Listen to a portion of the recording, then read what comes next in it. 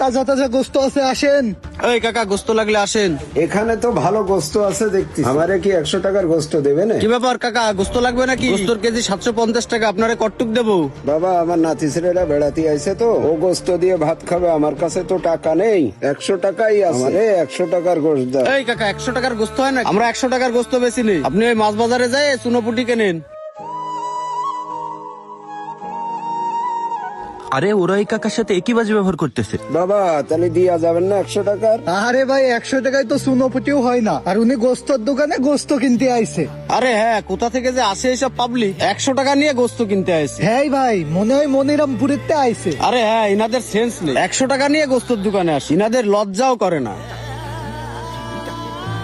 কাকা, আপনি আমার দোকানে আসেন, আমি আপনারে 100 টাকার গোস্ত দিচ্ছি। যাই তাইলে ওনার কাছ থেকে গোস্ত নিই।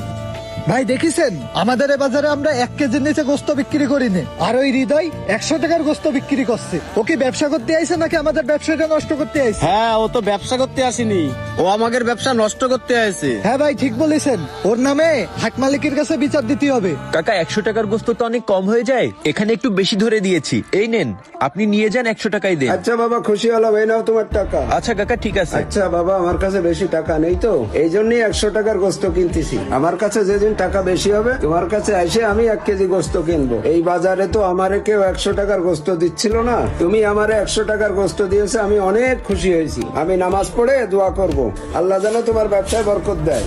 কাকা, সমস্যা নেই, আপনার যখনই গোস্ত লাগবে আপনি আমার দোকানে চলে আসবেন। 100 টাকা কেন, আপনার যদি 50 টাকাও থাকতো তাও আমি গোস্ত দিয়ে দিতাম। দরকার হলে আপনি পরে আমার টাকা দিয়ে যেতেন। যখনই গোস্ত লাগবে আপনি চলে এসেন আমার কাছে। আচ্ছা বাবা, আল্লাহ হাফেজ। যাক, নাতির মুখে দুটো গোশ ভাত দিতে পারবা না। এই হৃদয়, এই আমরা 1-1.5 কেজি গোস্তের নিচে বিক্রি করি নে, আর তুই 100 টাকা 200 টাকার গোস্ত বিক্রি করতেছিস। তুই কি এই বাজারে সম্মান নষ্ট করতে যাচ্ছিস? আরে রফিক ভাই, আমার গোস্ত আমি টুকরো করে বেশি কিংবা কেজি দরে বেশি, এটা তো আমার ব্যাপার। আমার লাভ হচ্ছে বলেই তো আমি বিক্রি করে দিচ্ছি। গোস্ত টুকরো করে বেচা অসম্মানের না, বরং এটা আমাদের গোস্ত ব্যবসায়ীদের মানবতার পরিচয়। আমার দোকানে আমি আপনাদের থেকে প্রতিদিন বেশি গোস্ত তুলি, কিন্তু আল্লাহর রহমতে আমার গোস্ত বেচা কিনাও হয়ে যায়। আমার লাভ না হলে তো আমি বিক্রি করতাম না। আমার কিনা দামের তো অল্প লাভ হলেই আমি বিক্রি করে দিই।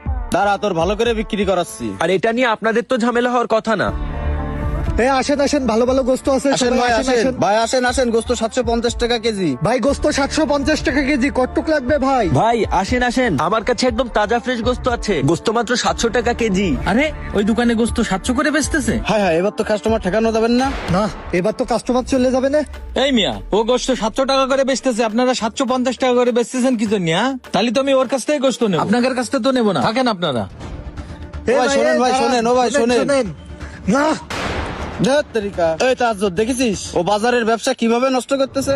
আমরা গোস্ত 750 টাকা করে বেচতেছি, আরো 700 টাকা করে বেচতেছে। দাঁড়ান ভাই, আজকে ওরে দেখতেছি। ভাই, গোস্ত কতটুক নেবেন? এখানে গোস্ত কতটুকু আছে?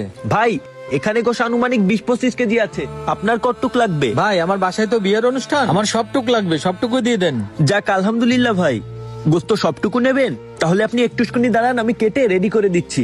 আচ্ছা, আপনি গোস্ত রেডি করতে লাগেন, আমি পাশের দোকানে চা খাচ্ছি। আচ্ছা ভাই, ঠিক আছে, আমি এখনই গোস্ত রেডি করে দিচ্ছি, আপনি চা খেয়ে আসেন। এই হৃদয়, এই তুই এই বাজারে গোস্ত টুকরো টুকরো বিক্রি করিস, তারপরে আবার আমার কাস্টমার ডাইকে নিয়ে যে তুই গোস্ত কম দামে দিলি কেন?